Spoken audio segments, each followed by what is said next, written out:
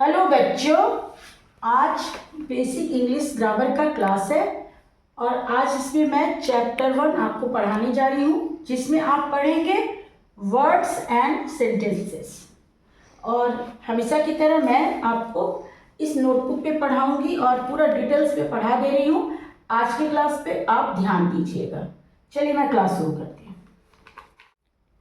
तो बच्चों, यहाँ पर आप देखिए लिखा हुआ है चैप्टर 1 वर्ड्स एंड सेंटेंसेस, यानी कि शब्द और वाक्य। तो पहले हम लोग वर्ड्स के बारे में जानेंगे, यानी कि शब्द के बारे में। पहले हम लोग इसकी परिभाषा देखते हैं, डिफिनेशन।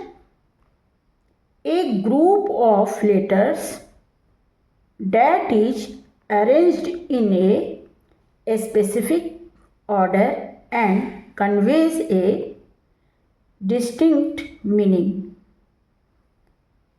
इसका हिंदी में अर्थ हुआ बच्चों, अक्षरों का वह समूह जो एक निश्चित क्रम में व्यवस्थित होता है और एक विशिष्ट अर्थ व्यक्त करता है। यानी कि शब्दों का वह समूह, ग्रुप, जिससे कि कोई अर्थपूर्ण कुछ अर्थ निकल रहा है।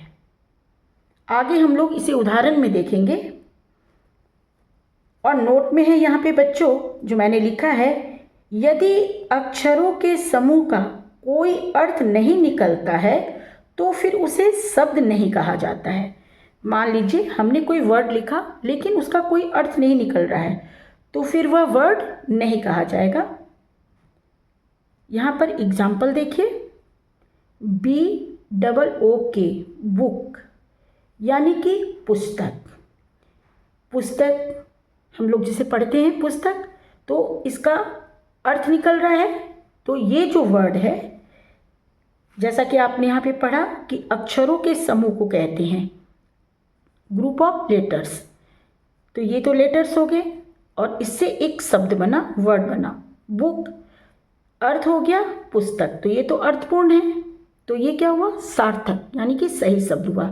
अब यहीं पे आप देखिए KOBE, इसका कोई अर्थ नहीं निकलता है, तो ये क्या हो गया, ये अर्थहीन शब्द है, यानी कि इसे हम वर्ड नहीं कह सकते हैं।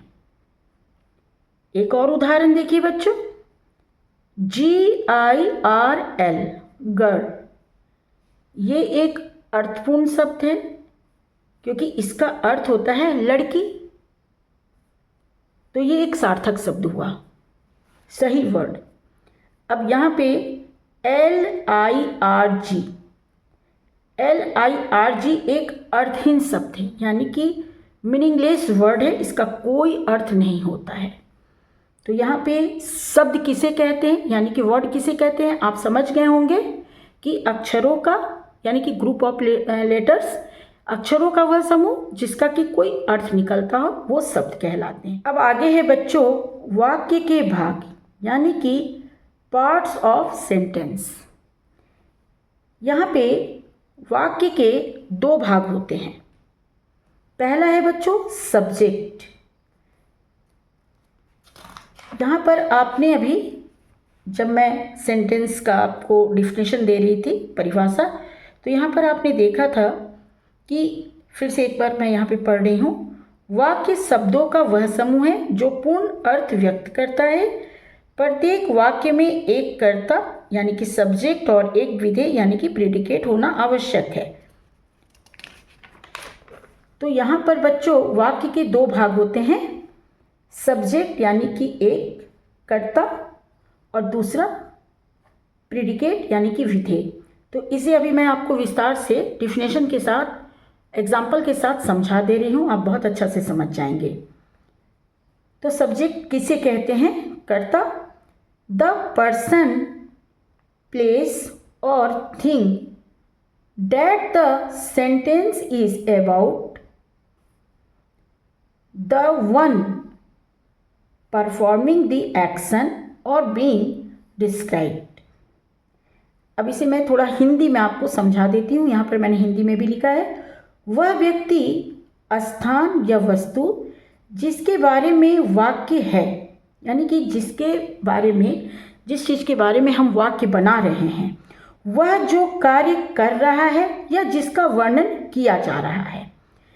सेंटेंस में जो कर्ता होता है उसी के ऊपर वाक्य जो है आश्रित होता है, यानी कि कोई है जो उस वाक्य में मुख्य है, सब्जेक्ट है, और उसी के बारे में उसमें वाक्य के रूप में कहा जा रहा है।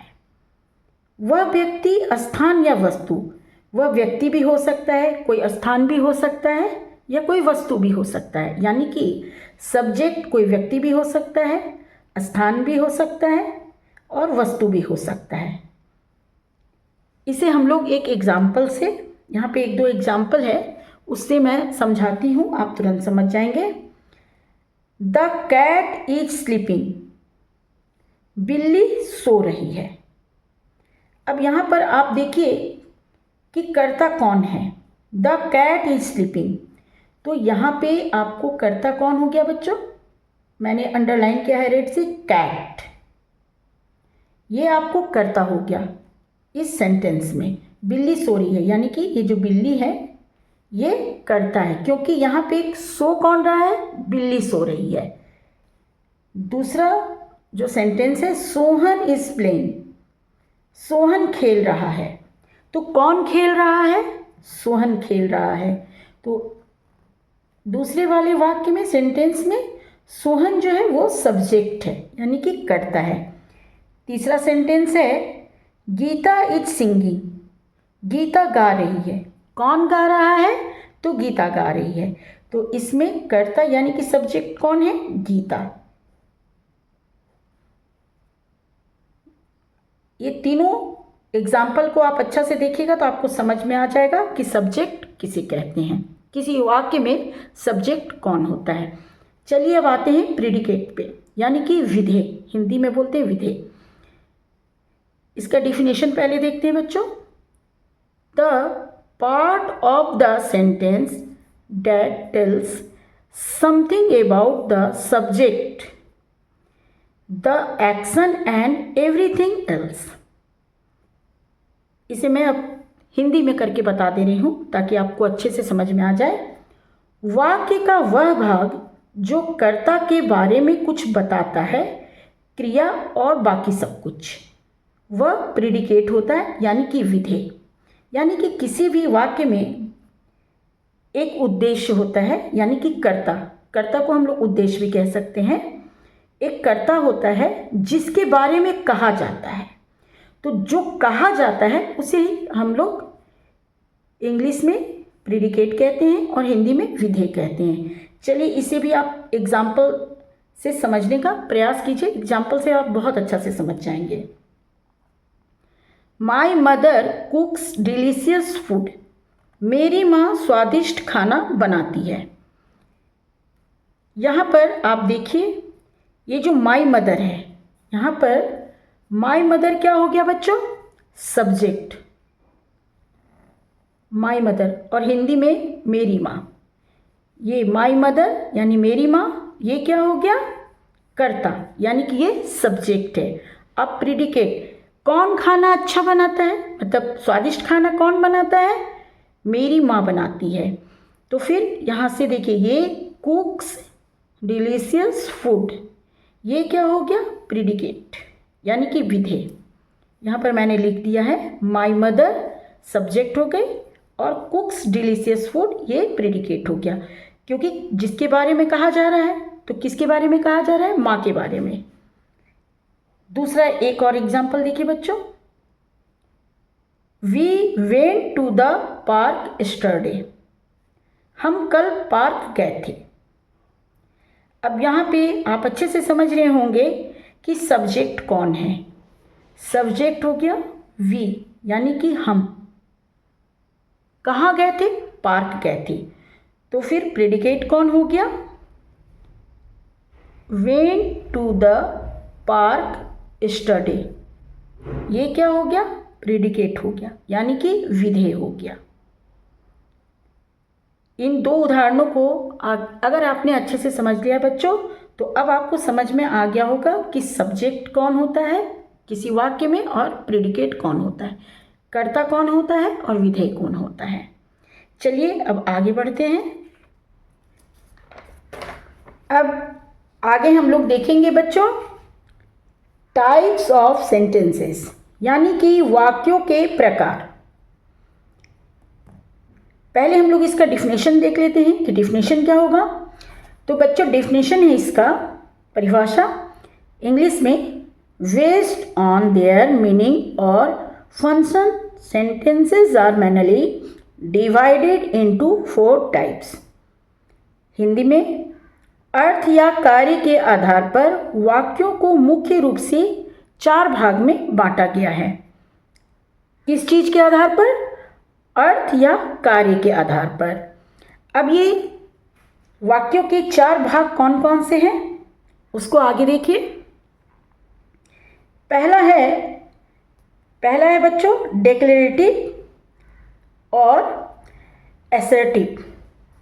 आप डिक्लेरेटिव भी बोल सकते हैं इंग्लिश में, या फिर असर्टिव भी बोल सकते हैं, जिसका कि हिंदी अर्थ हुआ साधारण या कथनात्मक। आगे देखिए, मेक्स ए स्टेटमेंट और गिव्स इंफॉर्मेशन। इसका हिंदी हुआ एक बयान देता है या जानकारी प्रदान करता है। इसको विस्तार से हम लोग आगे पढ़ेंगे, लेकिन अभी आप इसका अर्थ समझिए कि इसका अर्थ हुआ एक साधारण सा वाक्य जिसमें कि एक बयान देता है, कुछ कहता है या फिर जानकारी देता है। दूसरा है इंटेरोगेटिव, यानी कि प्रश्नवाचक। इंटेरोगेटिव प्रश्नवाचक, इसमें कोई क्वेश्चन पूछता है। जिस वाक्य में प्रश्न पूछा जाता है उसे प्रश्नवाचक वाक्य कहते हैं। आस्क ए क्वेश्चन, यानी कि एक जो होता है उसमें प्रश्न पूछता है। तीसरा है बच्चों, तीसरा वाक्य जो है वो है इंपेरेटिव, यानी कि आज्ञा सूचक। गिव्स ए कमांड, ऑर्डर, रिक्वेस्ट और एडवाइस। एक आदेश, अनुरोध या सलाह देता है। कुछ वाक्य सेंटेंस ऐसे होते हैं जिसमें कि लगता है कि कोई आज्ञा दे रहा है, अनुरोध कर रहा है यानी कि रिक्वेस्ट कर रहा है, या फिर सलाह दे रहा है, कोई मशवरा दे रहा है। तो ऐसे जो सेंटेंस होते हैं, वाक्य होते हैं, उन्हें आज्ञा सूचक वाक्य कहते हैं, यानी कि इंपेरेटिव। अब जो आगे लास्ट वाक्य है चौथे प्रकार का, उसका नाम है बच्चों एक्सक्लेमेटोरी, यानी कि विस्मयादि बोधक। इसमें क्या होता है, पहले इस इंग्लिश पे देख लीजिए। एक्सप्रेसेस स्ट्रॉन्ग और sudden emotion, joy, sadness, surprise, pain. Hindi में हुआ तीव्र या अचानक भावनाओं, खुशी, दुख, आश्चर्य को व्यक्त करता है। बच्चों कुछ ऐसे वाक्य होते हैं जिसमें कि हम अपने इमोशन, कुछ आश्चर्यजनक बातें बोलते हैं, कुछ अपनी भावनात्मक बातें बोलते हैं। कुछ ऐसे वाक्य होते हैं, या हम अचानक से कोई दुख प्रकट करने वाली बात बोलते हैं, खुशी की बात करते हैं, तो उस समय लोग अचंभित हो जाते हैं, अचानक से शॉक्ड हो जाते हैं। तो वो उस प्रकार के वाक्य जो हैं, ये चौथे प्रकार के वाक्य कहे जाते हैं, विस्मयादि बोधक। तो अभी आपने ये चारों प्रकार के जो सेंटेंस होते हैं उसे भी इंग्लिश और हिंदी में समझ लिया है। तो आज का जो ये लेसन है मैं यहीं पे ख़त्म कर रही हूँ। नेक्स्ट वीडियो में बच्चों मैं इसके आगे का आपको ये जो चारों प्रकार के वाक्य हैं उसे अब मैं आपको डिटेल्स में बताऊंगी। तो बच्चों आज ग्रामर के क्लास में आपने चैप्टर 1 अच्छे से समझ लिया है, तो आप इसको अभ्यास कीजिएगा। नेक्स्ट क्लास में मैं फिर आऊँगी, और जैसा कि मैंने आपको अभी बताया कि मैं आगे अब आपको सेंटेंसेस के बारे में, जो आपने 4 सेंटेंस यहाँ पे देखा कि 4 प्रकार के सेंटेंस होते हैं, उसको डिटेल्स में पढ़ाऊंगी। तो नेक्स्ट क्लास में बच्चों फिर मिलते हैं। अभी के लिए बाय बाय बच्चों।